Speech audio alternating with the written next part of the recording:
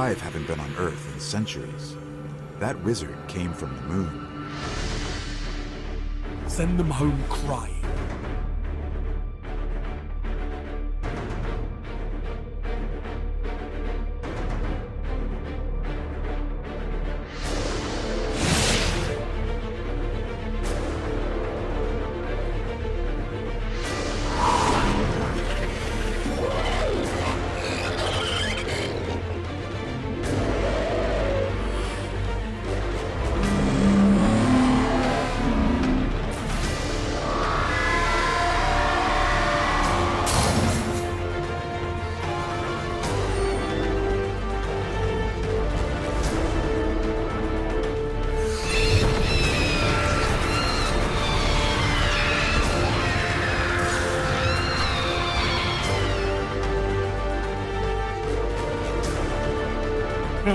You're crushing them. Omnigul, destroy her!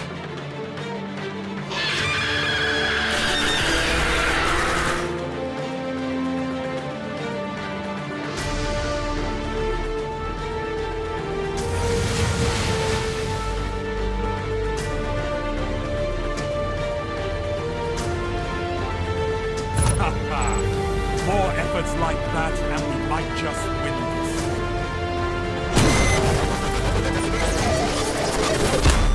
Welcome back to another episode of Agents of the Nine, a Destiny podcast. I'm your host, as always, Tim K. Trotter. Joining me today is... Damian Newman.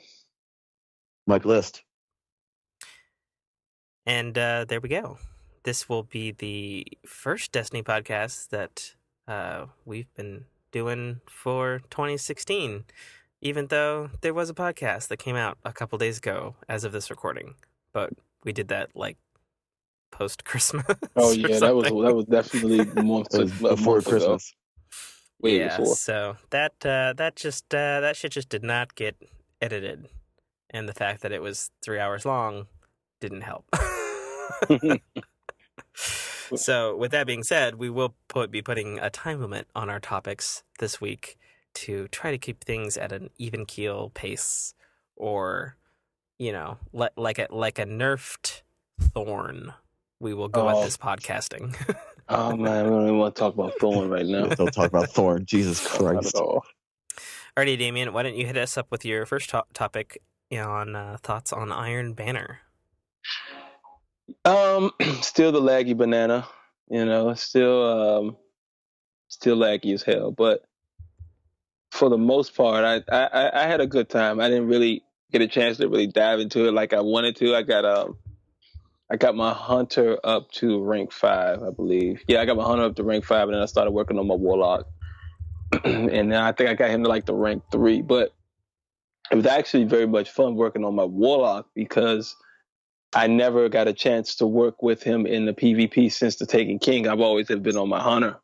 So what I realized is like if you master that Stormcaller, especially in like control, you can king up so many kills. I mean, so many kills, 6v6. I mean, it's just ridiculous. So I went in there, I had my Ram helmet on. I'm using the Mida because I've been addicted to the speed build that I put on my hunter, and I shifted that over and put that on my warlock just to see how quick he can move. And that mixed with a Stormcaller, oh my gosh, it was so much fun, But I had like I said, I had a lot of fun. I didn't really get any of the weapons. I think maybe the auto rifle might have dropped. I can't even remember, but I didn't really get any of the weapons. I got some helmets. I got a helmet for my hunter, and I think I got a helmet for my warlock, but that was pretty much it. I was trying to get the cloak for the warlock, like that the special the PlayStation exclusive cloak, but it never dropped. But I mean, I really didn't care because I already have like the light levels on my cloak that I got from the raids already pretty much higher anyway. But just to have it for show, But yeah, other than that, I had a pretty good time. I just wish that Destiny 2, or whenever they get around to doing it, that they got to fix those servers, dude. Like, even now, I was playing some Crucible now, And those servers is just, I mean, it's so jacked up. It's so jacked up. It was one guy that I was with in I think I was playing either Control. He was from Italy. Like, why are you matchmaking me with a player from Italy? Why? Like, I'm on the East Coast. Why am I getting matchmade? You know, so they got to fix that. They got to fix that. And it is like, it seems like it's worse when you're by yourself than you are with a team. Like when I went 6-for-6 with my whole team, we went in there. The connections were kind of iffy, but they weren't as bad as me going by myself. And I'm just like, I'm green bar, another guy's green bar, another guy's red, another guy's yellow, another guy's red, another guy's green. It's just like, yo, this is outrageous. I can't do this, you know. But this is one of those things you just gotta work around, you know, being that it's Bungie servers. Well, maybe, you know, being Italian, he was all like, you know, Mozzbelli and Maserati, and like, you know, I got the faster internet, you know? Right. But they I don't. don't know. Yeah. They never do. Probably not. Never. Well, especially continent to different continent. Like, it's never super awesome. Never. But that's just a limitation of the world, you know? Yeah, it's true. So, there you go. Yeah, the lag's a killer. The lag is a killer. It's crazy. Because I was playing my Titan mainly more than anything this time around because I kind of fell in love with the Defender Titan with a shotgun and the arms that give you the force barrier when you kill with a shotgun, and that is just a terrifying concept. You know, you drop your bubble. Yeah, the no backup plans. You drop your bubble, you run in, you can just, you know, lay down half a team, and every time you drop somebody, your barrier recharges. So you're pretty much, as long as you keep moving, you have a good enough shotgun, it's untouchable. But I mean, I got 5 drops, 5 auto rifle drops, a helmet out of the level 3 package, I think, and the boots out of the level 5. So I mean, that raised my Titan. Now my Titan's a 305. So, and I mean, I know Dave isn't going to like this, but I've been switching. I think I'm switching my main to my Titan now.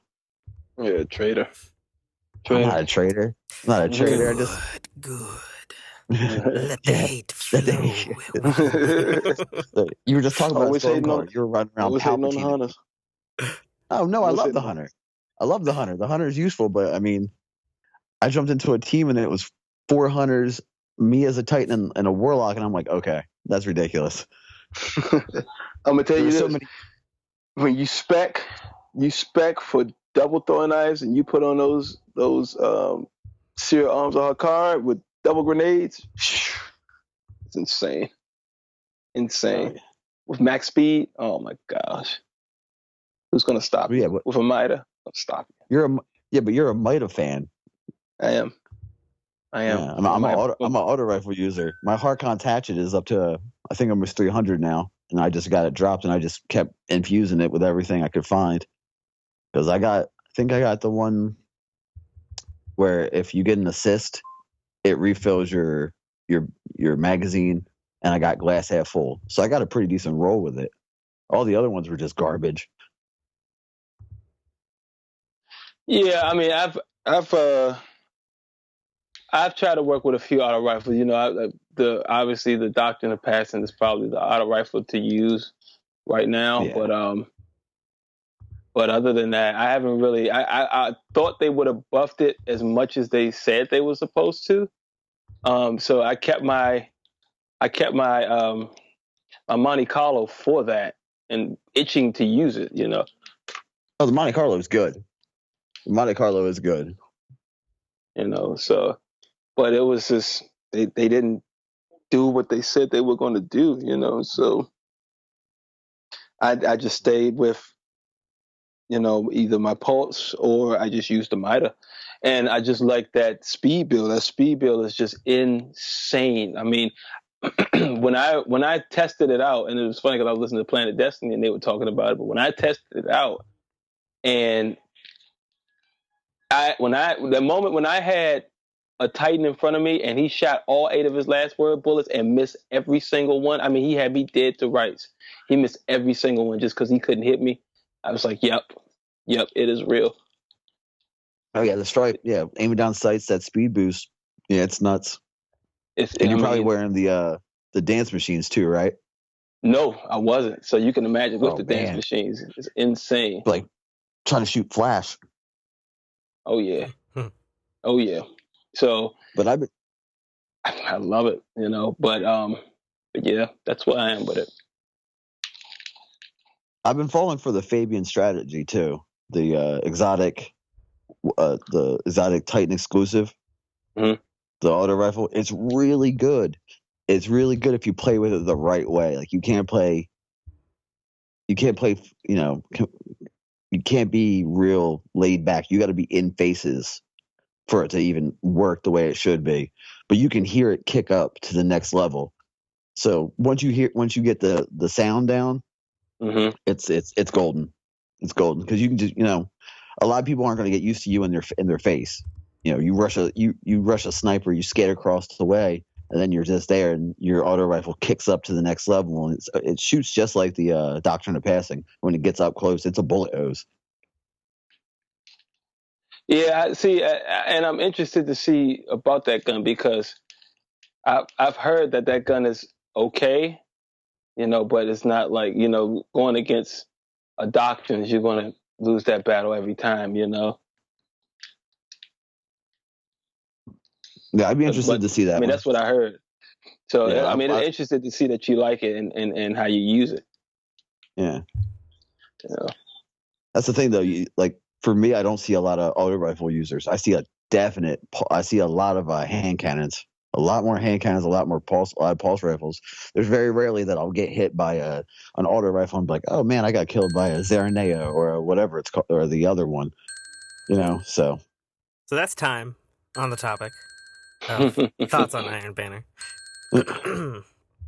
um, Mike. So since your thing was also Iron Banner related, did you cover what you wanted to talk about in Iron um, Banner? Or do you want the I topic mean, time for that? the clash control, and if there's any other any other game modes you'd want to try. I mean, Yes. personally, I like Clash. Oh, I got you. Okay. Of the two that we've had, I kind of prefer Clash because I play a lot more solo. And it seems like if you have just at least a 3-man fire team, they're going to just hold you down and beat the crap out of you every time. At least with Clash, there's a chance that you could come back. Yeah. But I'd be interested in zone control. I'm going to be perfectly honest and steal from all of the other Destiny podcasts that I listened to Like, say Rift. before we recorded this show and on IGN's Destiny Fireteam chat. One of the guys there, he mentioned, other things that he would want to see in Iron Banner. And he suggested just making the entire Crucible playlist Iron Banner. Hmm. And I kind of thought that was interesting. I mean, like I'm not an Iron Banner person. Like Mm-hmm. I've been very vocal that like Iron Banner is totally not my thing. Like I'll play if I got a full crew, and that's what they want to do. But it's like it's just not my cup of tea. Trials is far more my speed, even though it still hasn't quite won me back with the updates to it in 2.0 since Taken King went live. But I think exploring Iron Banner for other modes other than the modes that they've done might be good, or maybe Right. even call it something different, or maybe even just having like because like my sort of thoughts on like because like the thing is like people really love Iron Banner, right? And like people like gear up and they like expect it for like what's it run 2 weeks every month, something like that. A Yeah, week, it's like talk about Iron Banner. It's 1 week a 1 week month. a month. Yeah. 1 week a month. Yeah. Yeah, see. And it's like, and I kind of get the feeling that at the very least, for the second time, SRL will be that way too. Maybe this month, maybe next month, who knows? We Mm-hmm. don't know. Bungie hasn't made a fucking update this year yet. Um, but like, I kind of feel like you should have the things that you want as a player in Destiny, and you shouldn't have to wait for like a timed event for them. Like I feel like SRL should always be there. I feel like Iron Banner should always be there for the people who love Iron Banner, and you should just like make them. You should just go to Crucible, and it'd be like, maybe have it do like a pathing on the menu where it's like, do you want racing? Do you want casual shooting? Or do you want hardcore shooting? And under hardcore shooting, you get Iron Banner and all the playlists and Trials of Osiris when it's open on the weekends, And then like that should be the division, and then you can do what you want. Or, of course, obviously, is the thing that everybody wants, and I was talking about this to original co-host on Agents of the Nine, who's lost but not forgotten, Killbot, and he was saying, like the only thing aside from like a huge content drop that could get him back into Destiny would be custom games.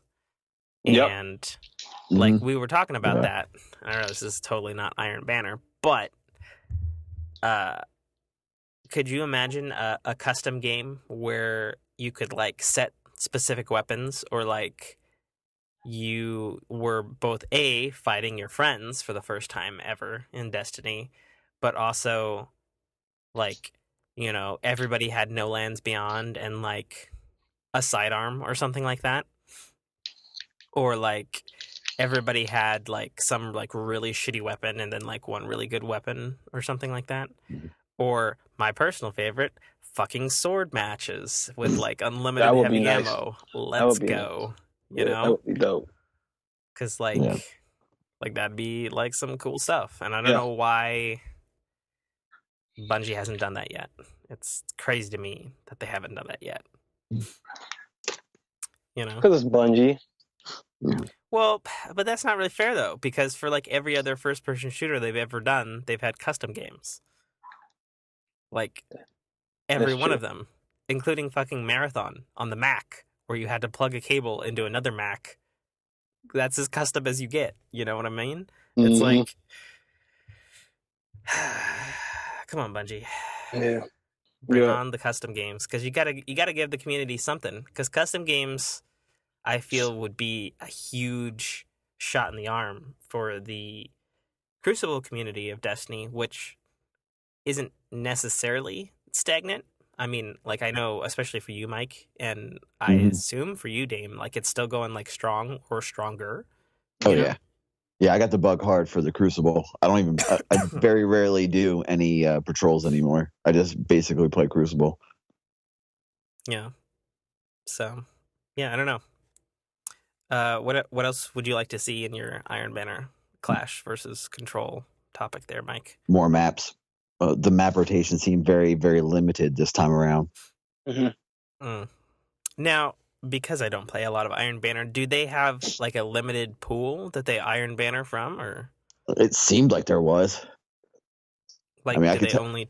Well, I think the pool isn't limited. It's just the rotation that it's It seems you heavily got. favored. Let's say you say you got like 15 maps that's in Iron Banner, but it just keeps going Mhm. back to the same 4, and you're like, Yeah. come on, like we have way more maps in this, So I get that. Just they have to, and I don't know if that's an algorithm or a code that's in that formula, that randomization formula that chooses the maps for you, but it does feel like it's the same, either Rusted Lands, Frontier, Yeah. what Bannerfall. Bannerfall, yep, Bannerfall was another one, and probably the other Saturn map, and I hate that map. Not the dungeons, but the other one. Oh yeah, I can't the remember the name Cathedral of of Dusk. the Cathedral of Dusk. Yeah, that one. Yeah, map's a clusterfuck. Still have not played on that map. Seen Yeah, it. Looks cool. it looks dope, but it's so wide open. There's so many ways you can get shot from. I'm like constantly on my toes. It's a sweaty map. Definitely is a sweaty map. But yeah, it did seem like it was just those four. But I wish it was Rift, the next Iron Banner.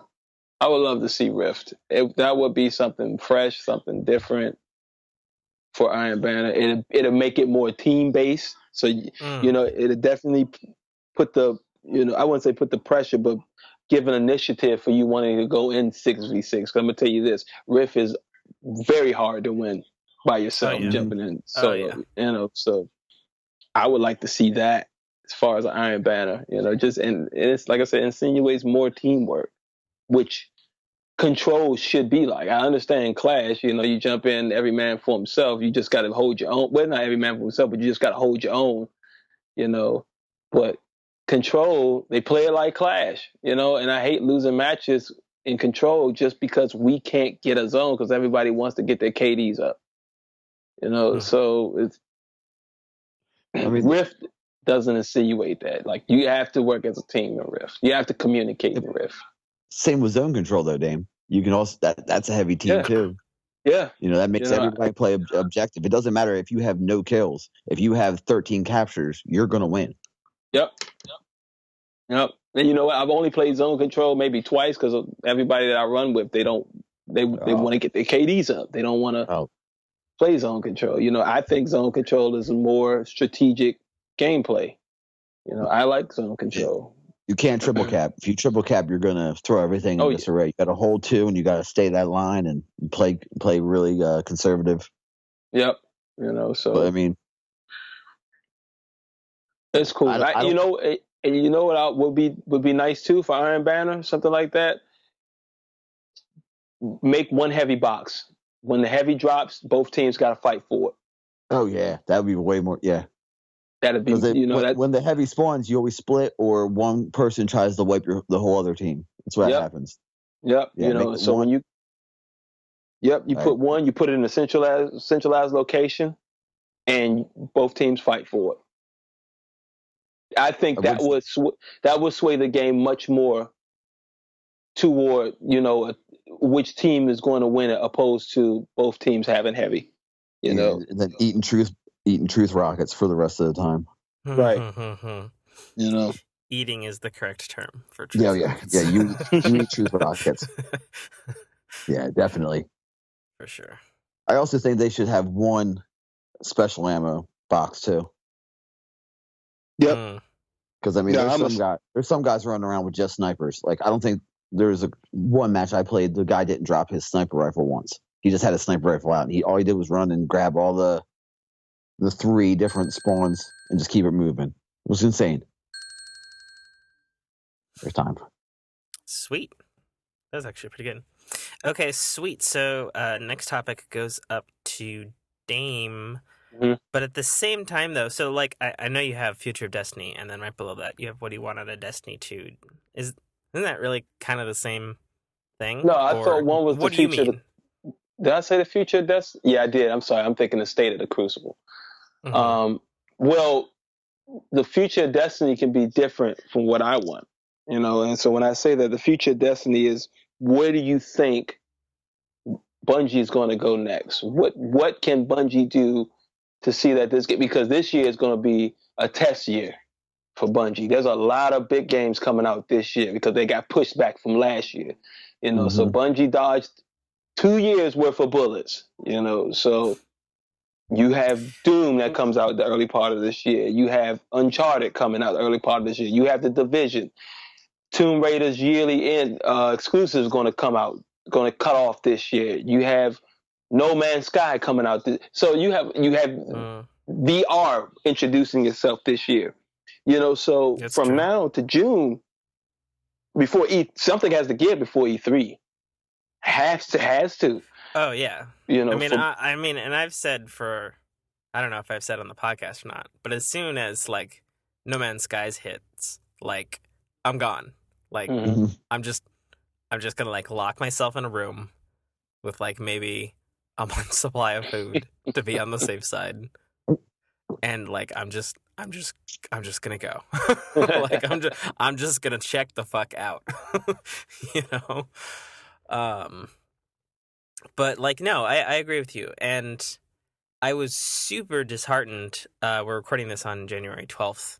2016 right now. I was super disheartened that there was like absolutely no fucking weekly update from Bungie last week.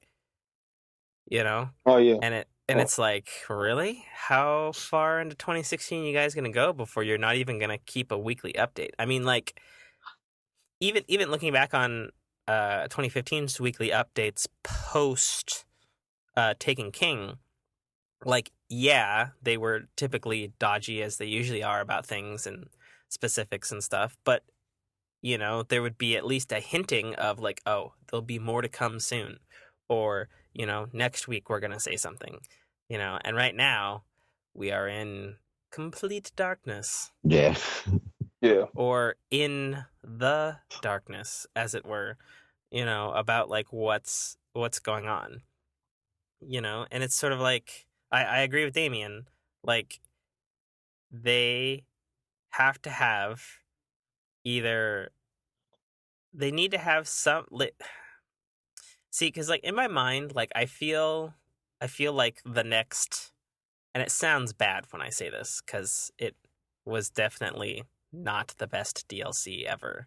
The raid was good, but I feel like a Dark Below sized content infusion is just around the corner. You know what? Um, If they give me a good raid, if they give me a good raid, which probably is not going to happen due to the time span Taken King yeah. is and where we are now. Mm-hmm. Um, but if they give me a decent raid, I say 5 Crucible maps, 20 to 30 more quests. Well, I feel like That- quests are definitely easier because we've gotten Oh yeah, new we've right. gotten quests quests Yeah. before. post Token We King. got- we- right. I feel like however they design that system, that is something that they can easily add more Right. to. You Whether know, that's true or not, that's the feeling I get post Taken King. now, if You they know? give me that for, let's say, $13, 14, I wouldn't be too upset. That's actually probably a good deal. Mhm. But don't give me 20 for 5 maps, another Prison of Elders, and 10, 15 quest lines with microtransactions. Don't give me that. I can't. No way. No way. You Yeah. know. But yeah, like I said, I mean, the future is just going to be a test for them because there's so many good games coming out. I know I'm playing The Division. I'm getting into that. I waited 3 years for that. What was that? Was it E3 2000? Was it 2012 when it came out, or was it 13 when they unveiled it? It was a PS4 announcement, I 13 believe. then. It Mhm. was So it was 13. early. Yeah, it was 2013. Because didn't they start showing that shit when Watch Dogs was Yes. first being Yeah. shown? Like those were two Yes. of the hitters for Ubisoft for their like new franchises.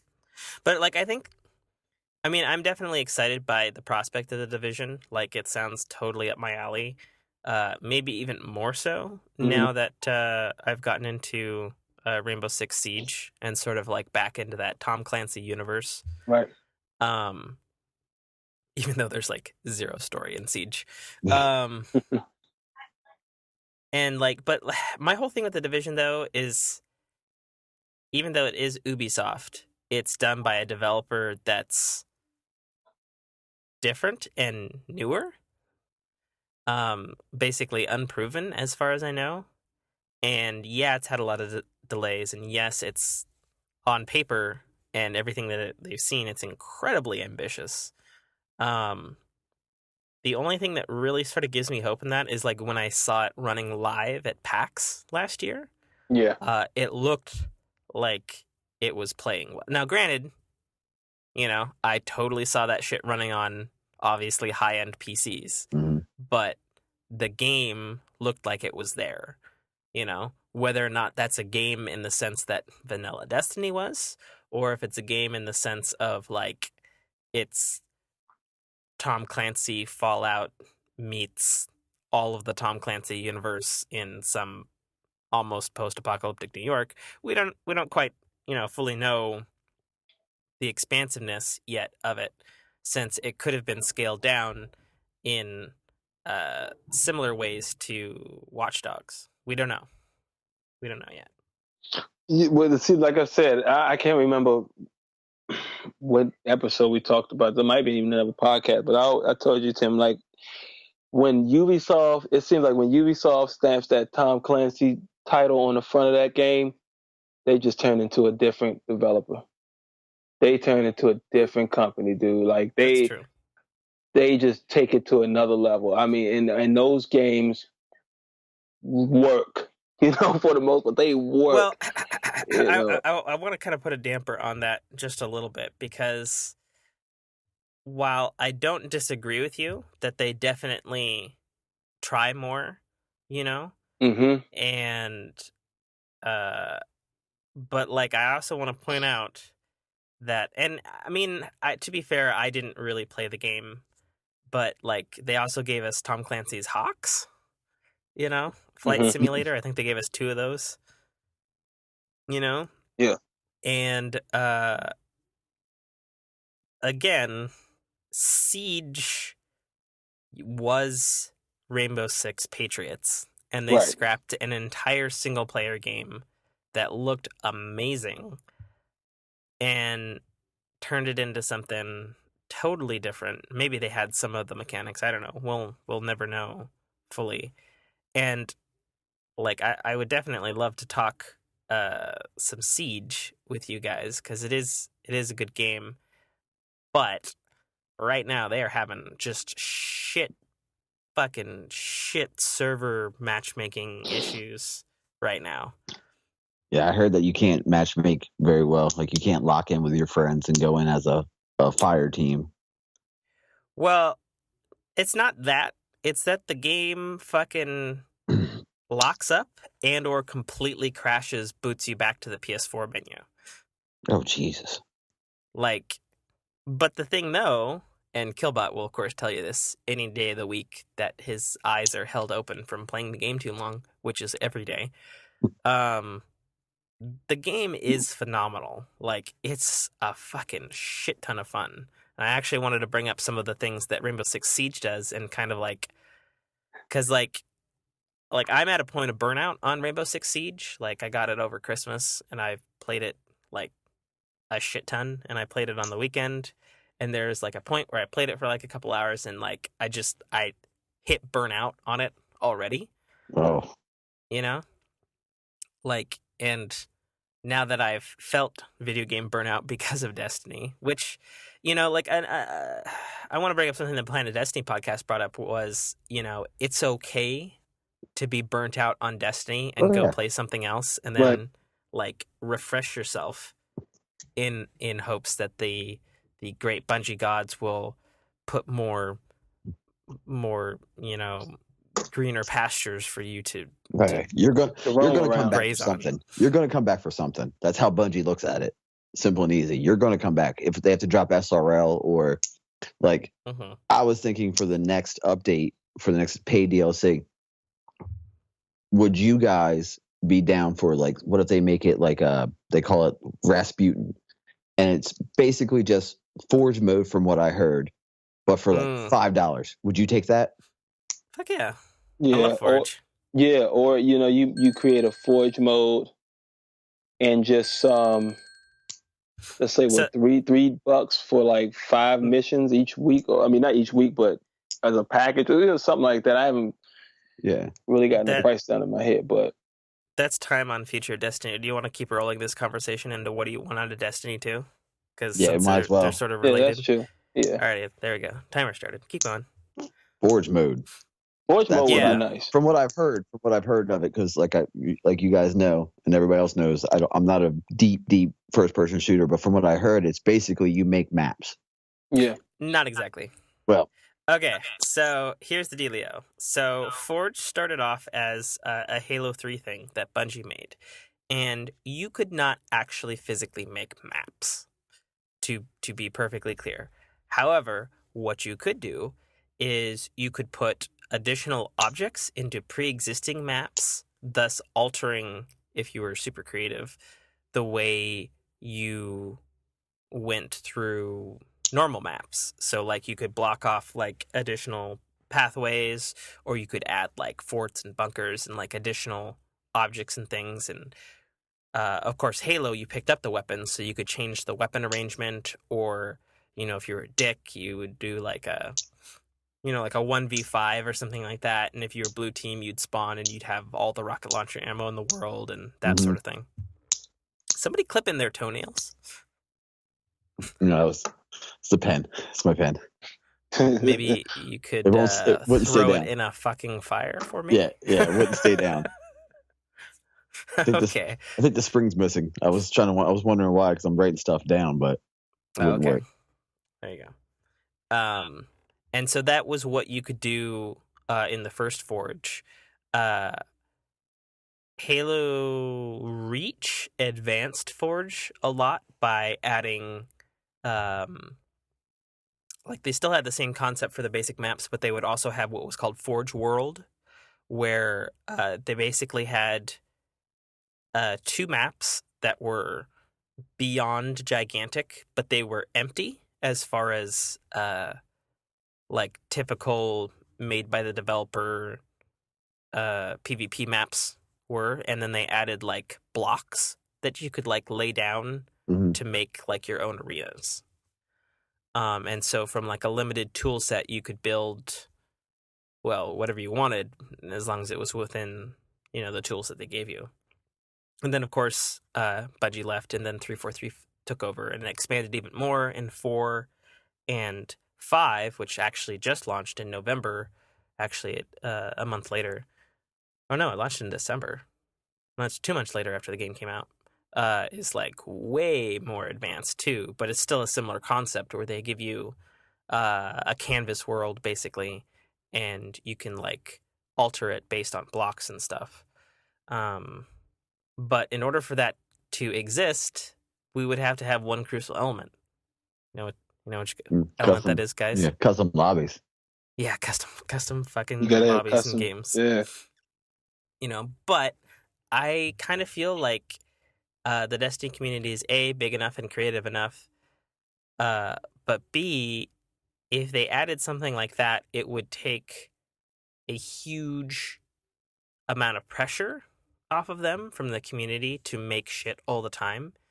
Because like one of the things that like kept me coming back to Halo Reach and even Halo 4 Football. and yeah, Griffball, like they made fucking game modes that are now built into future Halo games. Like the community came up with those modes, Mhm. and like that would add such an injection boost into Crucible, but also and this is one thing that I really wanted to touch on in the podcast this week was it would give you some other fucking thing to do in Destiny that's not shooting a gun. Mm-hmm. And Yeah. and the reason I wanted to hit on that is uh like like I was saying earlier, like I got like I hit a wall on Rainbow Six Siege even though it was super fucking awesome aside from all of the shitty connection issues and lag and apparently the app is sort of crashy, which sucks because it runs great most of the time. But like I hit like a different kind of wall. Like it's one thing to be burnt out on Destiny, but I hit like I am burnt out of the first person shooter genre wall. I was gonna ask you that. Like, now are you burnt out of shooters? Because you said I am Destiny burnt the fuck right out after. of shooters. Like I'm just done. Like I'm playing Life is Strange right now. Which is basically like a Telltale type game. So it's like choosing options and like the world and stuff. I'm playing the survival mode in Rise of Tomb Raider right now, which yes, there is shooting, but you're like hunting and foraging and you're like hunting to survive versus like shooting the mans. Trials of Osiris or like waiting to breach a wall in Siege and like this high tension and very specific type of gameplay, that's I would probably argue that it's probably the predominant or most popular type of game on video game systems these days is the first person shooter, Well, it's the easiest to get into. You pick up, you run around, you shoot. Pick up a controller, run around, and shoot. I would disagree with you to the death on that because I remember back in GoldenEye days and it was like, hey mom, play GoldenEye with me. And she's like trying to like fucking get out of the corner, like I don't think first person shooters are the easiest to get into. Like maybe for young kids, sure. But like as a populace, like something like Bejeweled or something on your phone is way easier to get into, or Yeah, even but, a 2D platformer is way easier to get but into. most people who are playing or buying Bejeweled or Candy Crush aren't buying a PS4, Xbox One to play Call of Duty. Unless they're paying it for their kids. So that's a different group. That's a different demographic to go up against. And the person that's buying a Candy Crush or playing Candy Crush or playing Bejeweled or anything like that, Temple Run, they're probably getting a Wii because that's easy to play. Wii Sports or the Wii U. Wii U. They're probably getting that.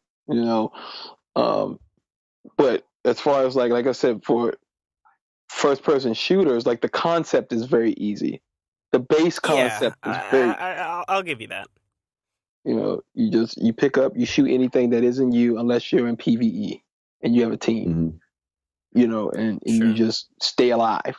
So now it gets complex within that. It's complexity within that as far as like if you're playing PvP, looking for straightaway angle shots, knowing your area, knowing where reses are, knowing your opponent, how to maneuver out of certain situations, how to attack certain situations, how to be defensive, how to be too aggressive, how to be more, so it can be complex as that. But like the ground premises of it is just, here's a gun, shoot shit. Sure. Yeah, conceptually it's easy. But in practice, it requires in doing it requires practice. I can agree with that. I think the both great and infamous game designer Cliff Bleszinski said it best about Gears of War. You're touching the world with the bullets. Right. I actually like that quote. I'm not making fun of it. Like I thought it was like it's accurate because it's what you're doing in a first person shooter is you're communicating or playing with the environment that you're given by shoving virtual lead or space lasers into it.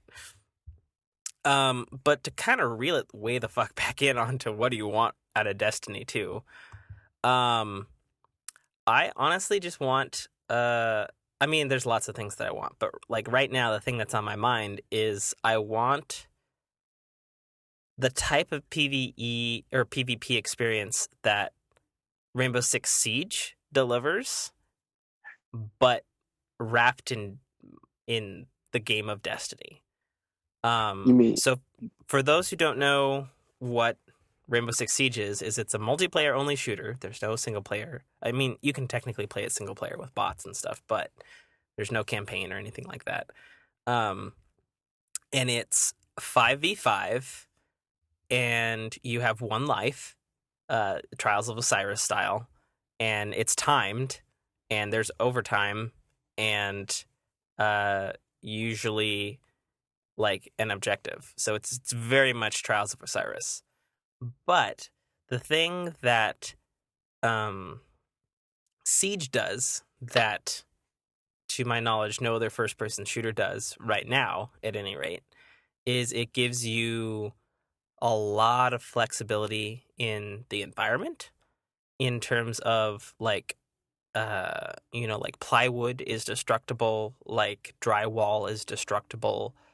You can like breach through doors. You have defensive capabilities of like putting up barricades of like either wood or metal, and there's like all sorts of like trying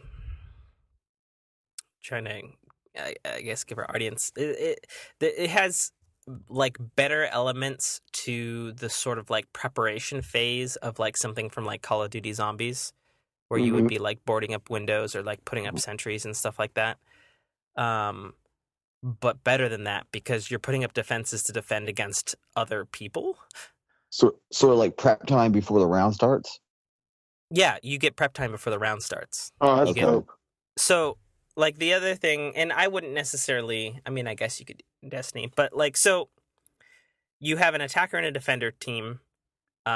Typically, you're defending either a hostage or 2 bombs or just like a particular room, like, zone control or area control or whatever. the defenders have to defend the shit out of that, lay down trap bombs, reinforce doors, or in this case, because of the way the game is set up, if you're in a location that has like a lot of like drywall around you or like plywood, you can like make a kill hole with like by shooting out a tiny piece of the wall so that like when somebody's coming around the corner, you could see them because you've made a hole through the actual environment, which is fucking rad. And so there's a lot of creativity that you can do on the fly, and then of course, like if you haven't like reinforced walls and then like somebody comes down with like a bunch of machine guns and you start seeing bullets flying through the wall that you didn't reinforce and you're like, oh shit.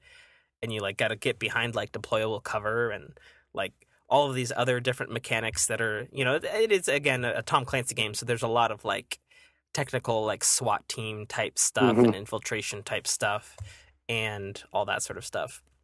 But you get like, I don't know, you get like 40 or 30 seconds to do all that shit before the round starts. And the rounds are, they're like 2 or 3 minute rounds. So it's pretty much like me and Killbot joke that it's Trials of Osiris, the game, because it's kind of true. But on the attacker side, they start out outside of basically like the main map, as it were. Like they have like a whole like outside area that they have to traverse through to get to like the building or like the main map, as it were. Which I think is also for like time reasons, so that they don't rush immediately in, so you get some time when the game actually starts. But what they get to do from their attacking position is they don't know where in the building or house or facility or wherever where any of the other enemies are. And so they have these little drones that come out, and like they're like these little wheeled drones, and they like drive around, and they're like black, and they have a little red blinky light on them, and they have to like basically scout the entire environment first. And if they're seen by the enemy, they can get shot, which means that camera is destroyed, and they only get those cameras for like that 30 or 40 seconds of match prep time. And so as the attackers, you can either know exactly where everybody is if you're good enough and quick enough to navigate the environment and scan the enemies and get the data back to your people, or you can go in completely blind and get screwed. So the reason I bring all that up is not only is it fucking a great concept, but executed beautifully, excuse me, by classes, but I would love to see like a mode like that in Destiny, like whether it's Destiny Now or Destiny 2 or an engine upgrade or whatever. And like, so like I was thinking of like how they would do this in Destiny, right? So I think obviously they would have to have specific maps for this mode, and they'd have to call it, I don't know, like Trial of Zahala or something like that. But like you could have this whole sci-fi spin on it, like where they have barricades in Rainbow Six Siege out of like wood and metal. You could have like a Titan bubble, like or maybe like a Titan wall, like barricade like a certain entryway or something. And you could have like like you could have like trap bombs from the hunters, and you could have like obviously destructible environment is a big part of the way that game plays, but it'd be cool if in Destiny 2 or Destiny 3.0 or whatever that they had some of that, because it would keep those matches like super dynamic. But like there's lots of different ways that you could go about that. You could have it like when I was thinking of this in my head, I was thinking of that one Crucible map that's set in that abandoned tower. Like that would be a really good place to have like a Destiny meets Rainbow Six Siege type gameplay. You could have like one of the buildings like on the left or the right, across from the courtyard, could be where your defenders are. You could put up like your Titan bubble shields and I don't know, like Warlock static fences or stuff like that. And then the other team would have to infiltrate in order to like I don't know, get a dead ghost, or I don't know, carry A relic. Yep. yeah, or carry a relic would probably be the obvious choice, and carry that out, probably back to like a rift or something, Well, that fits right in put. with the lore, though. It does, like, because there's builders, titans that are builders. They built the wall that is surrounding the city. Right. That's a good So like point. that, Good yeah, call, that Mike. fits right in. Yeah, so if Bungie is paying attention to how amazing Rainbow Six Siege is, that would be a really awesome new game mode for them to have, to existing Crucible status. Oh yeah, that So sounds a lot. That would That sounds definitely like a lot of liven it fun. up. Yeah, it definitely liven it up, make it more fresh. yeah, that's for sure. You So know, what do you guys want out of Destiny 2, as you put it, Damien? I got two things that I would Okay. want. One is more lore. Mm-hmm. Um, get I like the Grimoire score. To have that, that's a pretty nice thing. People can see he's got accomplished a whole lot. He put a lot in this game, but get those stories off those cards and put it in front of my face on the screen. I want to see more. I Um, agree. so and I think it would definitely open up more avenues that Bungie can go as far as PvE. There's so many. There's stories within stories just on the weapons alone. The last word has 4 Grimoire cards, maybe 5. That's just on the last word alone. So it's a lot of lore in this game. Mm-hmm. And even leading to that, one of the things I would like to see, and actually in this, if they could make this next DLC be about that, give me the faction wars. Mm-hmm. Have something that explains the history of New Monarchy. It's in the Grimoire cards, but show us how New Monarchy did or and Future War Call became who they are. You already put the groundwork as far as, or set the basis as far as said, hey, you can pledge your allegiance to this particular faction. So, Right. allow us, we can do that already. Allow us to, whatever we do within PvE or PvP, make a difference within the lore of the factions. Have a, if we go, like, have a period within Crucible, you go into PvP, excuse me, and you're dead orbit, you playing with nobody on your team but dead orbit players. And and Mm. and each win gains more towards your factions, or more rep or more something. Or give me a mode where it's just called faction mode in Crucible and you can't play with nothing but your weapons from that particular faction. If you're Right. dead orbit, Yeah, you can only play with dead orbit weapons. Dead orbit armor is, or anything like that. So that would make the factions a lot more relevant. Mm-hmm. That would make their weapons a lot more relevant, because I'm gonna tell you right now, some of the best weapons in the game are still the same usual suspects: the Mida, the Last Word, um, Red Death, and invective. snipers, the Invective and snipers, right? You know, so that'll at least make them a little bit more, relevant as far as what you can play with and how you can play. But I would definitely love to see the faction wars and give me a history and a story behind that. Give me a reason why I want to be dead orbit, other than I just want the faction shaders and the ship. Oh yeah, I agree. So that's the reason why I did dead orbit. I wanted the shader. I got the shader, and now my hunter is Future War Call. But I have no connection to Future War Call. Want I wanted that helmet. That helmet has the FWC going across, and that's why I'm Future War Call. But give me a reason to have a connection, to have a pride for the faction that I'm with. So that's two of the things that I want to see: more lore and give me faction wars. Cool. What do you want to see, Mike?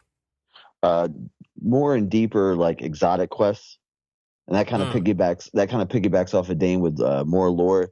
Like, I want, if you pick up, like, if you get an exotic weapon, I want not like a flashback, but a cutscene that shows the history of it. Mm-hmm. Like, because you have so many weapons that are like legitimately cursed, like the thorn. The thorn Oh is yeah. mutated by, just the user or bad juju. You know what I mean? Totally Mhm. made bad juju to kill. Right. If you're talking to the darkness. But like that's, you have the helmet Saint 14. That's literally the helmet that a legendary Titan wore. Like to get that, you should be like, holy shit! Like, this is a legacy that I have that I'm wearing, like Right. as a Defender Titan. You know what I mean? Right. That and transmogrification. Like I want or deeper customization. Like I want to be able to wear my Vault of Glass armor just with the stats of the armor that I have. Mhm. Because the Vault of Glass armor might be out of the raids. It's probably, well, I don't have the new raid, but of the raids I've done, I like the Vault of Glass armor the best. The Titan armor I looks. totally agree.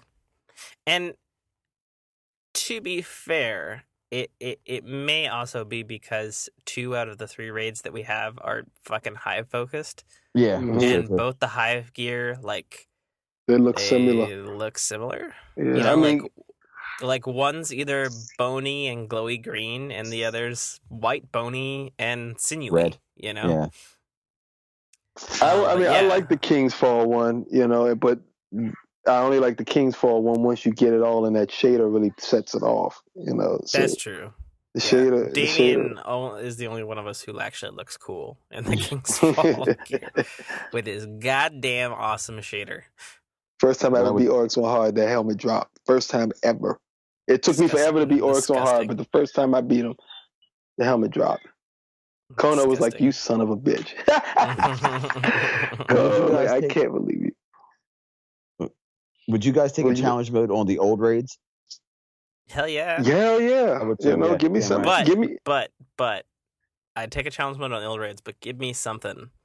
Oh yeah. Give me like a fucking relic from those raids, or give me something new from those raids. Yeah, like the Atheon's heart, or something like that. Yeah. Or hell, do what the community's been saying all along. Give us fucking current level of the old fucking gear. Well, at that point, I kind of understand Bungie there because Okay, maybe not the weapons, but at least the armor. I mean, come on. right, but Yeah, yeah, because they made those weapons too perfect. Yeah, fucking Vision of God. Confluence Vision and of Confluence? Fatebringer will wreck the world. Yeah, I mean, The too Mythic good. class, the Vex Mythic class is a monster. Yeah, I bitched about that last episode. Like, I fucking love my Mythoblast. I Mythoblasted people all day on Crucible. Praetus Revenge? Are you serious? If I could get the Praetus again, I would lose my mind. I got my Thorn off of Atheon's Epilogue and Praetus Revenge. When I had to do that Thorn bounty back in the day, I did it off of those 2 guns. That's how I got it. Me too, man. Me too. And I was a fucking warlock, so yeah. And I mean, I had void. and luckily I did it before the auto rifle nerf, because I don't know how I would have gotten it done, man. So, but yeah, I would do a challenge mode on Vault of Glass. Let me step back in there, but with new weapons now means new lore. You have to give me a reason, a connection to go back into the Vault of Glass, go deeper into the story of the Vault of Glass. Totally. The way that they did No Time to Explain, I think is probably with Praetus, the best exotic gun quest I've done since Taken King's been out. I agree. So everything was implemented with the right proportion. You saw different aspects of the Vault of Glass that wasn't there, that you didn't know. You got to go back and see, or understand more what Tolan was trying to explain.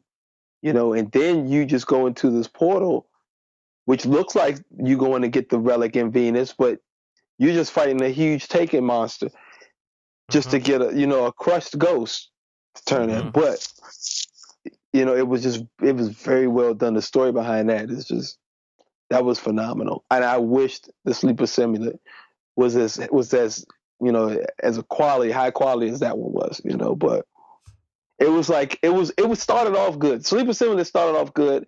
You got to this point where you're like, oh man, this is like very well done by Bungie. You know, especially after you enter the codes, you racing to get the cage stash to get the, you know, what you need, and then it just gets to crap. I got to do the saber mission, and then that's it. You know, it was like this big climax, and then it just poop. It just landed. It didn't land strong at all. When they asked me to do the saber mission, which I had probably done 1,000 times because I do have my goddamn devouring maw helmet. Thank you very much.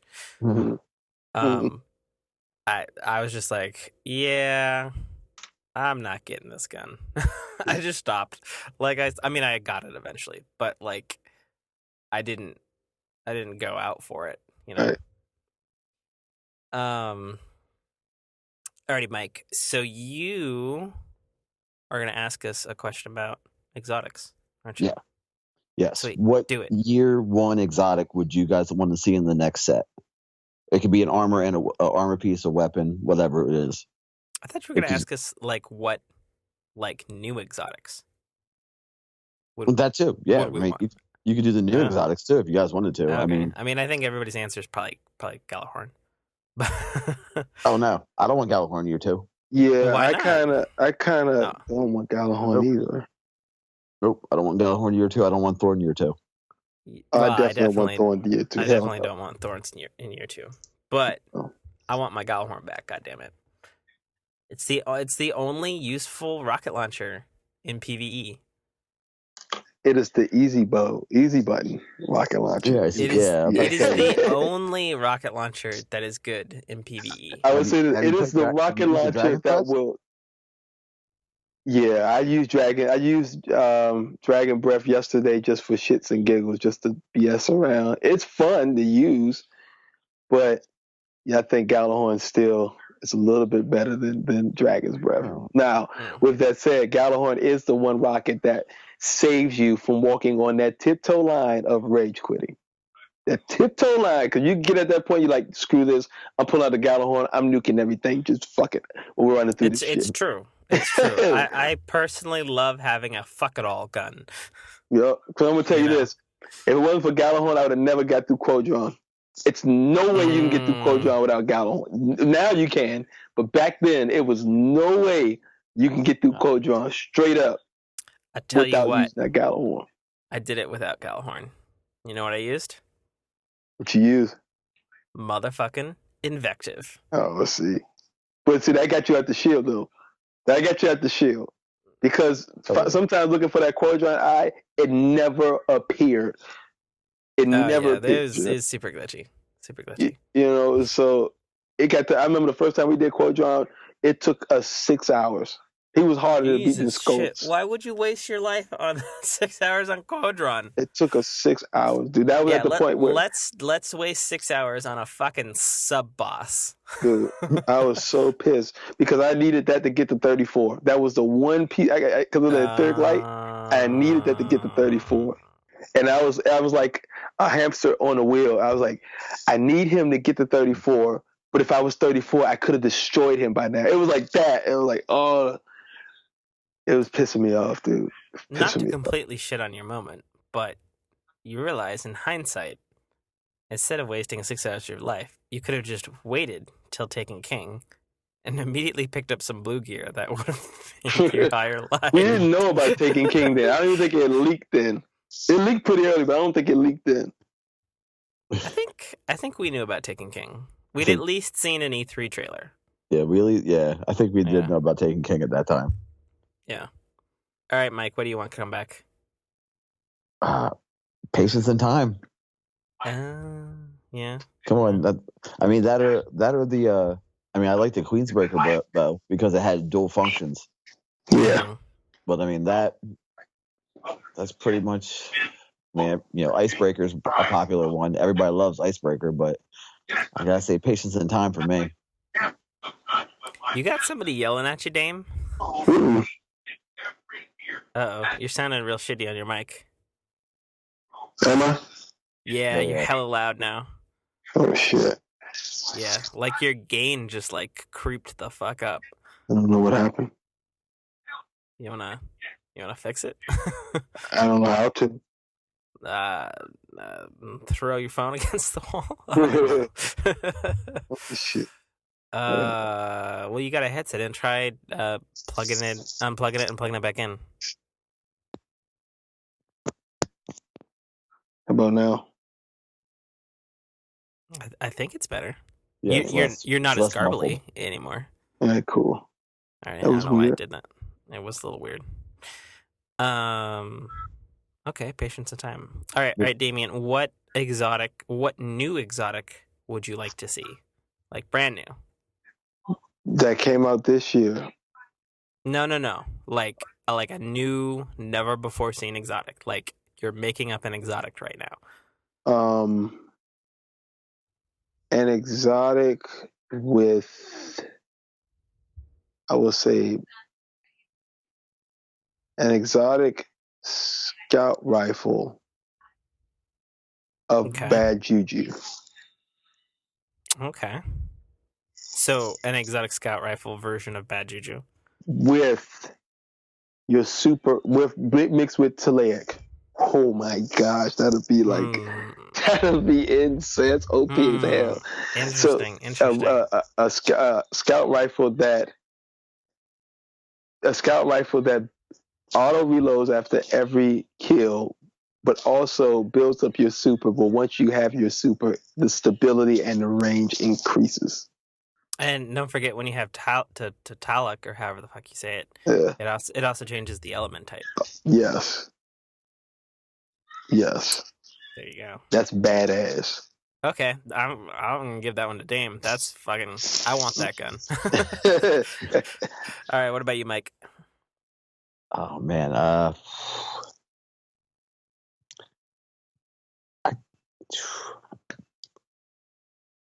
I gotta say maybe a chess piece because they seem to be lacking in the game in general. But like, I can't think of the exotic. Come on over to the Warlock side. Yeah. Got lots of those. You guys got tons of those. Yeah, we got lots of fucking exotic chess pieces. I haven't even used the tarantula for the hunter yet. I still got it. I haven't even used it. Oh yeah. Yeah. Maybe one that like. There you go. Damn, I'm about to say maybe one that if you kill an enemy while they're in close to another enemy, it siphons off some of their energy for either your super or your health. I don't, like a dual exotic, like you can either pick one or the other.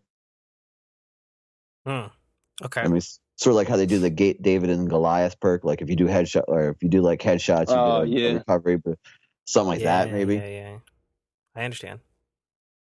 Okay, cool.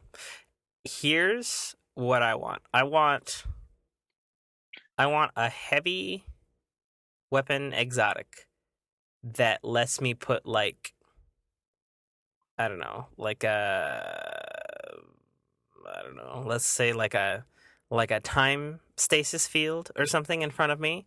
Like it doesn't on its own do damage to other people, but it puts like this time space stasis field like in front of you or around you or something, and anything that's like shot into that field gets repelled back at the enemy plus tracking. I feel like that's a piece of armor that would do that. Yeah. Well, I feel like though, like if his armor would be overused, like with a heavy, you actually have. Shut up, timer. You actually have a limited use on it, so you're not spamming that shit all day. Okay. You need ammunition for it. You have to use just your heavy like ammo a sword just to and turn it stuff on. like that. That's why I would want it to be a heavy exotic. But like, think about it. Like you're fucking fighting like I don't know, like a Nightfall spider tank, right? And it shoots, and you put your stasis gel out or whatever, and then like it like hangs there like stuck in the gel, turns around, and then shoots back at that fucking tank and blows it the fuck up or does a lot of damage. Mm-hmm. Like effectively like Neo from the Matrixing that shit. Like that would be fucking awesome. What if they made a chest piece or a helmet for the Titan that did that, and when he put his shield up, it reflected bullets, missiles, and all of that. Yeah, I could see that. I So would take a that'll piece be of like, armor. that'll be like a good or combo. or also, I definitely like the Titan bubble idea because that makes sense. But also, what would make sense is on a as an armor piece on a warlock once he's radienced. Yeah, Oh yeah. So I it can would see that. basically give Yeah. him immunity while he's radiance because Yeah. radiance aside from stat boosting and obviously self-resing is not super helpful at all. But then what? Because you're Like what? so fucking obvious with your flaming wings and shit. Like, but then what other sniping montages would I make when I snipe them out of their res? You wouldn't. I'd be making the montages, Dame. I'd be making them. I got a few. I sniped them out of their res and stay I would take down. I would take like a Titan piece of armor that instead of giving you a bubble, it does like the spider mine from the Prison of Elders type effect. Just Mm. like double the range of a normal bubble. Mm-hmm. You know what I mean? I'd take that. Yeah. That'd be okay. Interesting. Because it's not breaking. It just makes you. It's basically the smoke from a hunter, just in a larger area. Yeah. I feel you. Alrighty, I got one thing I wanted to touch on, and then I wanted to get into these 4 new Grimoire cards that dropped, I guess, or the end of December, really, but they're still pretty new. Right. But the thing I wanted to get into was this thing, just because it was cool. I have no idea if it's true or not. It's from something mobilebusinessinsider.com, I guess. But it sounds awesome and kind of plausible, actually. And it looks like he's piecing together other articles from Kotaku and all sorts of things. And he's talking about big clues that's coming in Destiny 2. And this article is actually published October 20th. But this dude, Dave Smith, Tech Insider, is saying that there was a Reddit post published in late July that was deleted. And then, of course, another Reddit user copied it and stuff. And that post at the time included the leaked information about both Destiny 2 and The Taken King. And almost everything, even the far-fetched stuff about The Taken King at that point that was rumor, turned out to be true.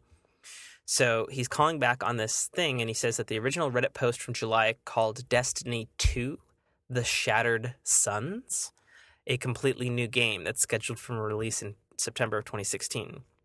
Oh. Said you'll be using your current characters, and it will focus heavily on Osiris and his endeavors as he is the main quest giver in that game. Nice. Which makes a lot of sense because we know from the Kotaku article that was originally going to be like the starting point of vanilla Destiny before they scrapped it.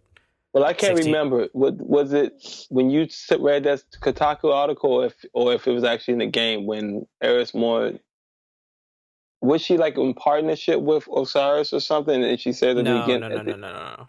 The original Kotaku article, because I remember it pretty well, I can't remember. Was the Trials of Osiris lighthouse that you go to on Mercury.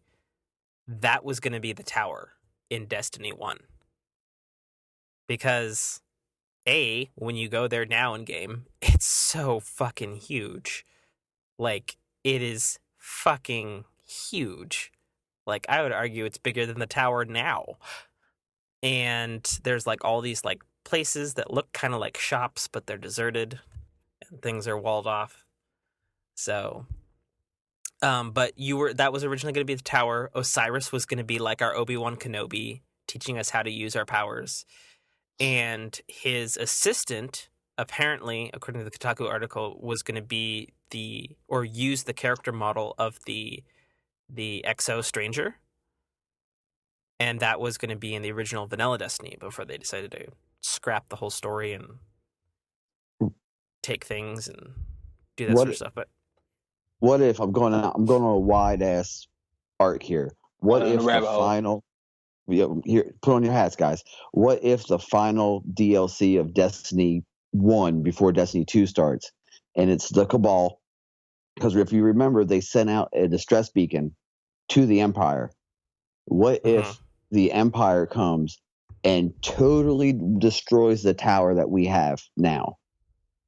Basically shattering. That wouldn't happen. You don't think so?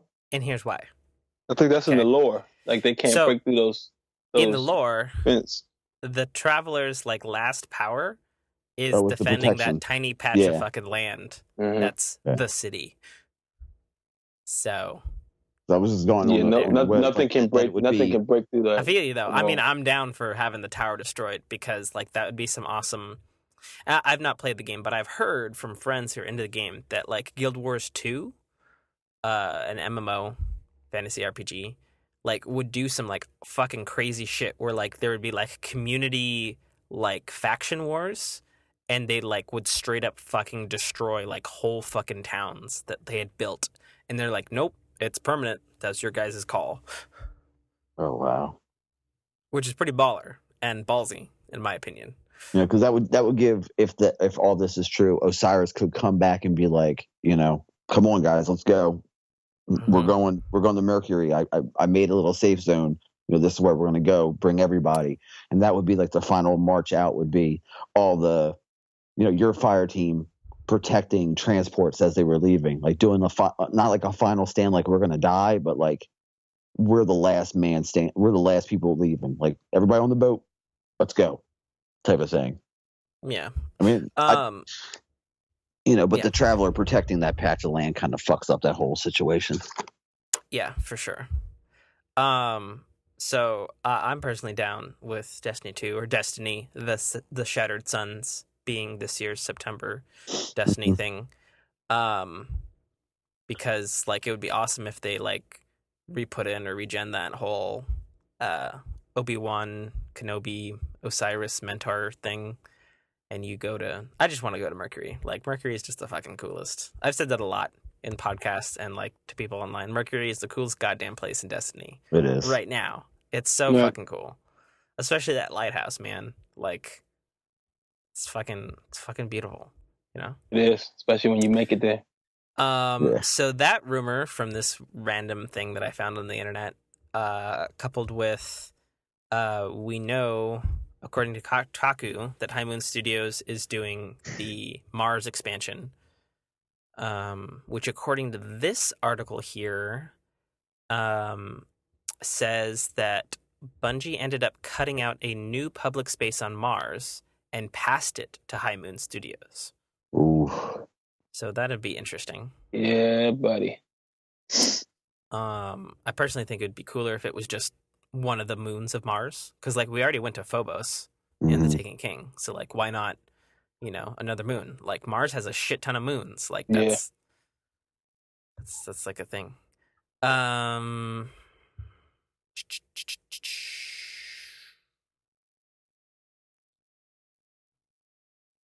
there also are talking about how like matchmaking is going to get an overhaul. Oh, they need it. Like Good. like God more than needs just it. like patches or like an overhaul, but like Oh, gosh. like a complete like recode here. Yes, Um, indeed. Please. If you don't do anything else, please do that. My gosh. so there's that. Okay, cool. So then the next thing is these new this will be our lore segment and our last segment for the podcast here before we end off. I'm just gonna fucking go through them because it's only 4 Grimoire cards. So there's 4 Grimoire that were added excuse me. To Destiny apparently in December. Probably that latest patch, and they were discovered recently in 2016, to my knowledge. And they're all in the Hive lair on the moon, interestingly enough. 2 of them are in Fogoth's chamber. One of them, obviously I can't get super detailed since this is just an audio podcast, but one of them is like right on like the very highest point right above Fogoth, like those platforms, and there's like a little like catwalk like way high up there. Like you have to like do some crazy jumping to get up there. But there's one up there. And then like immediately from that point all the way to the furthest highest point on the right on the rocks, there's another one there. And then the other 2 are just before Fogoth's chamber. One's in the area that you would pass when you're going down to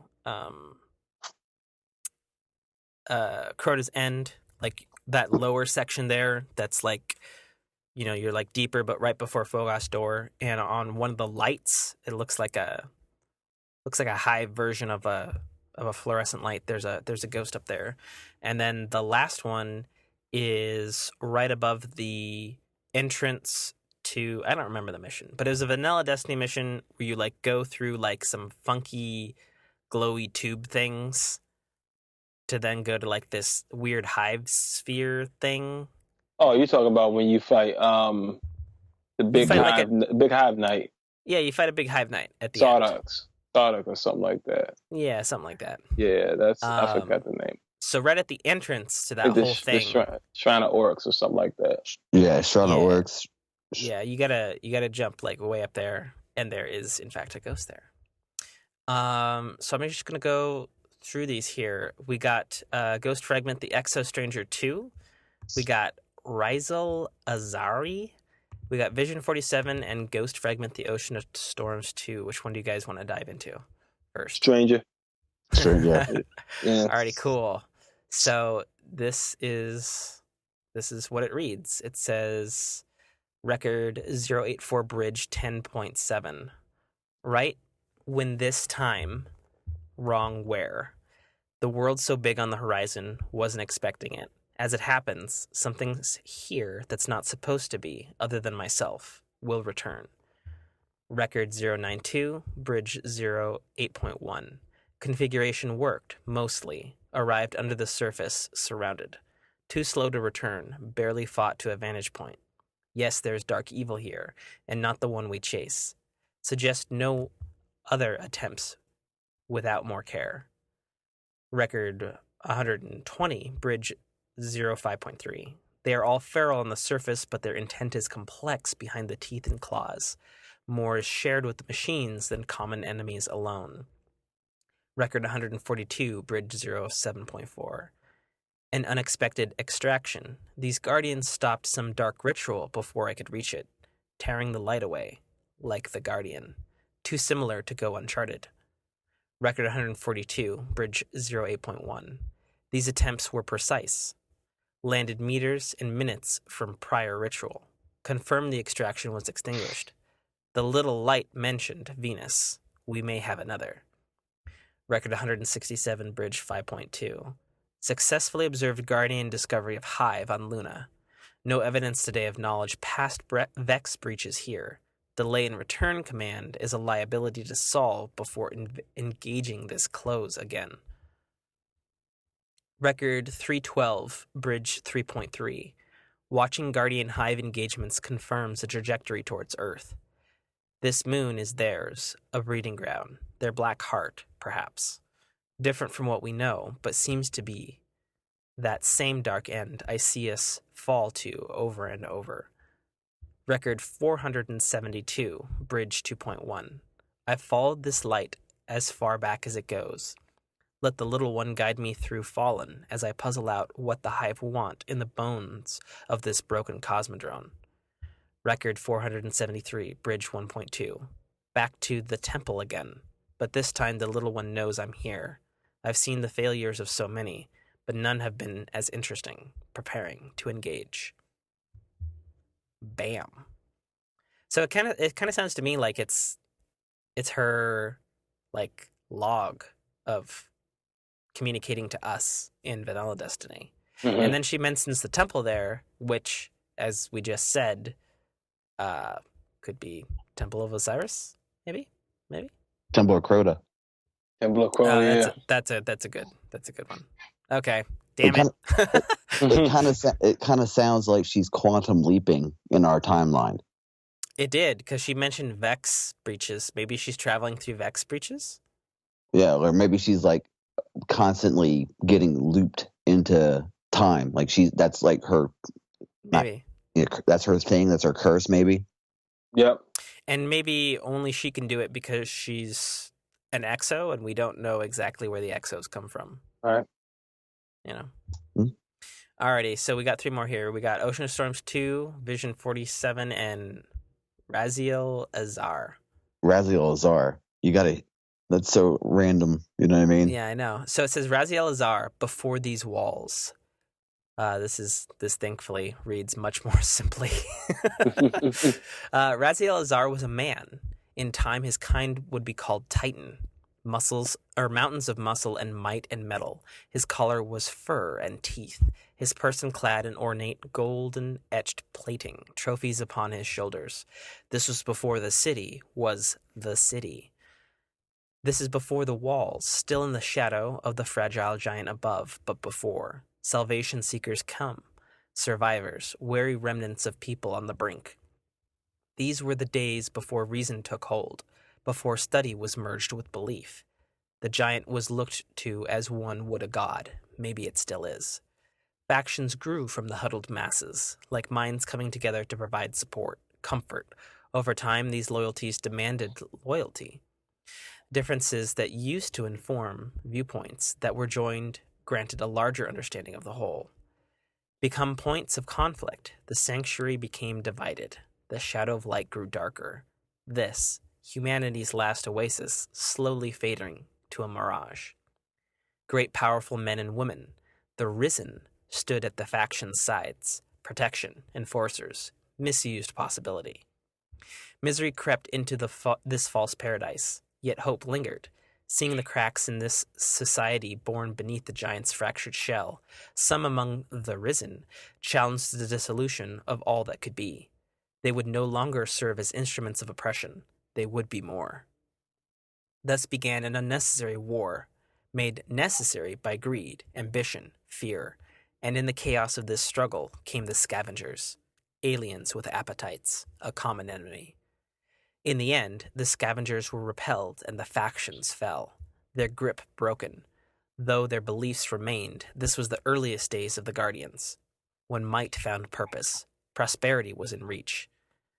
Raziel, I had been a champion of these wars, a leader. Against the alien pirates he had been more. If the giant wasn't a god, then maybe Raziel was.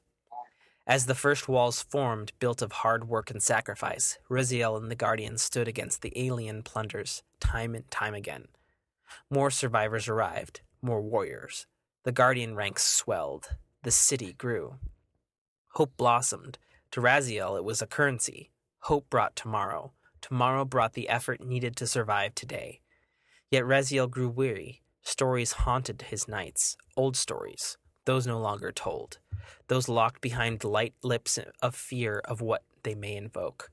Whenever the sun dropped below the horizon and the moon rose high, Raziel's thoughts wandered. How safe was safe? How could they fight with the darkness still writhing? So every day, Raziel would fight and build and protect, and every day a city grew beneath the giant. And every night he would think about all that was never said and stare intently at the moon above. Bam. So that's actually pretty baller.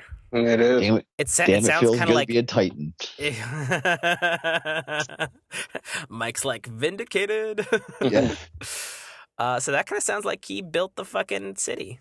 He was probably one of the builders, the first Oh yeah, order. yeah, like you were talking about. Yeah, but Yeah, totally. his armor sounds like it should be an exotic, a gold there you go. etched chest piece with like fur and teeth around the edge. That sounds Yeah, you dope. could call it like the Raziel fur or something. I don't know. Raziel hide of Foundation or something like that. Yeah. Like that. So Yeah, the heart, all right. heart of Raziel, something like that. Something like that. All right, Mhm. last two. Which guys you want? Vision 47 or Ocean of Storms 2? I can't even remember what Ocean Storms 1 is. Yeah. Ocean of Storms is the moon area that we explore on patrol. Okay. That's what that's called, the Ocean of Storms, because it's right at the epicenter of the hive. Ah, yeah. okay. I see now. All right. Mm-hmm. Hence the storms.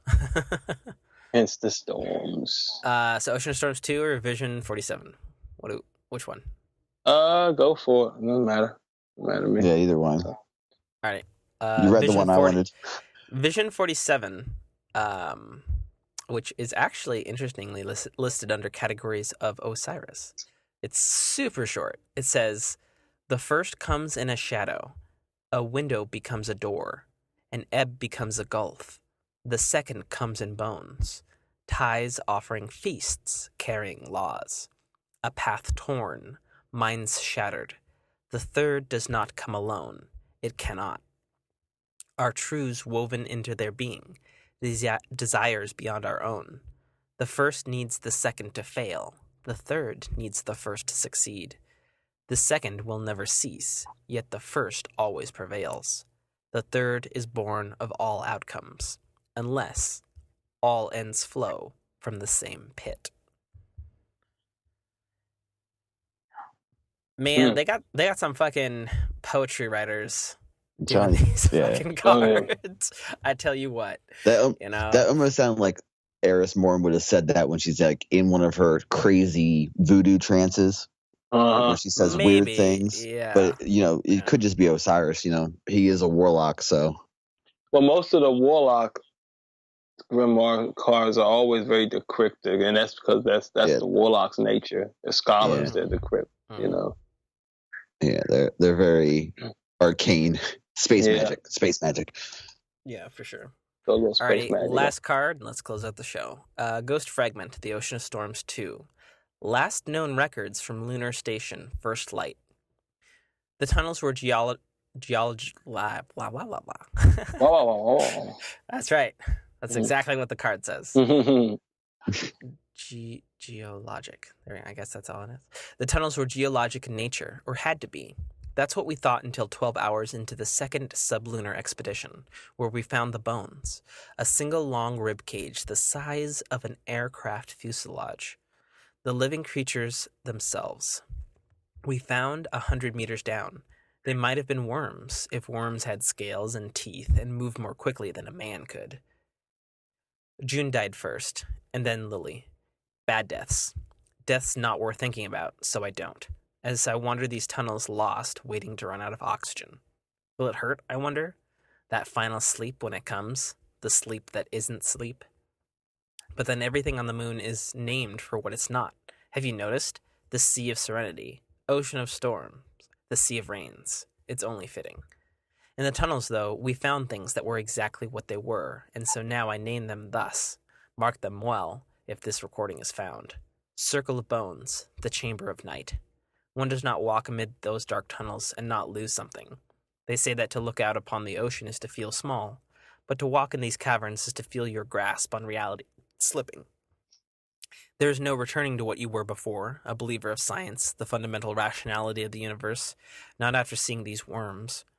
But here now, at the bottom, I have found the other side of the nightmare, like waking from a dream only to realize you are still asleep. Perhaps my oxygen is getting low. Yes, I can see it is. Hypoxia is already setting in. The thing before me is like myself, partly alive, partly not. An ossified afterbirth, a pulsating tumor.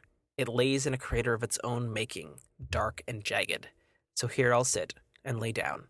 I see a doorway, and within, the death-white egg cases of nice nightmares yet to come. And I am glad. And glad I am to miss it. There we go. Good Lord. Okay, well, that was kind of interesting. So I guess the moon crew that was up there checked out the mines and then stumbled upon the hive that I guess were already there. Found That something, sucks. found some little extra they didn't want. I guess the hive has the graboids from Tremors. There you go. Alrighty, guys, let's close this out. Sign do off, it. peace. Let's do this. That'd be the part where you sign off, peeps. Oh, You always go first. Yeah, I thought you were. I do? Yeah. You always go first. You guys can go first. And Go I'll ahead, wrap Dame. it up. All right, this is Damian, self-made Dame Newman, and see you guys next week. Do it again. This is Mike. Anything you want to pimp? Because I always remind you to pimp things, Dame. You can always find me on Twitter. I am self-made Dame. You find me on my Twitch channel, which I did some streaming today. You also find me on my YouTube channel too. I always post a lot of content on my YouTube channel as well as on the Agents of the Nine Destiny podcast page. So I post a lot of stuff there too as well. So you can always find all of that one central location. Just type in I am self-made Dame and on YouTube or Twitch or Twitter, you find all of my content, all my stuff. Yeah, everybody needs to subscribe to Dame's channel. There you go. There you go. Yeah, he posts some crazy good stuff, and it's a travesty. I actually just posted something while we were in the middle of this podcast. So Really? There you go. I literally played a match, had a match, and edited and pasted it and posted it throughout the whole duration of this podcast. That would be the alert I just heard then. Yeah. Sweet. Sign off, Mike. This is Mike List. I'll catch you guys next week. Blister Lister 113 on PlayStation. If you send me a friend request, please put from the podcast, because it's kind of weird to get friend requests from random people that you haven't seen, you don't see on the tower. Yeah, nothing like getting a friend request from Big Lumps 22. Right. On Twitter, I'm the real Mike List. YouTube page coming soon, and see you guys next week. Sweet, and I'm your host as always, Tim K. Trotter. You can, of course, email our show, Agents of the Nine, spelled Nine, at iCloud.com. Agents of the Nine at iCloud.com. Questions, comments, concerns, tell us we suck, tell us we're awesome, or throw thoughts that you want to have read on the air, whichever. You can, of course, tweet at us at Agents of the Nine, and that 9 is spelled with the number 9 as opposed to the wording of 9. So that's Agents of the Nine on Twitter there. And of course, you can connect to us on Facebook, Agents of the Nine, a Destiny podcast. Just search for us. We will pop up. Leave us a review on iTunes, or Podbean, Zune, if you have one of those. And that's still a thing. Right. Wherever fine podcasts are not sold. And I'm out.